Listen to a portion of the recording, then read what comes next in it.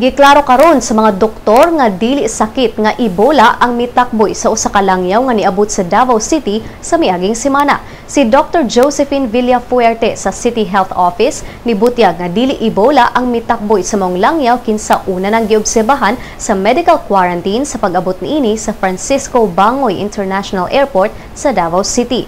Si Dr. Wilson Lim, quarantine medical officer sa maong airport, nisulti nga usa lamang ka sore throat ang gibati sa langyaw kinsa miangkon sab nga gikalintura siya pag-abot sa airport.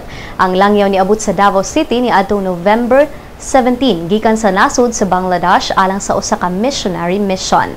Apan bisan giwala na ang bahad sa Ebola virus, ipailawom gihapon siya sa self-quarantine sulod sa duha ka semana alang sa preventive measure batok Middle East Respiratory Coronavirus kon MERS-CoV gumikan kay gikan ang maong langyaw sa Middle East. Nagpabiling alerto karon ang dakbayan sa Davao batok sa Ebola ug MERS-CoV.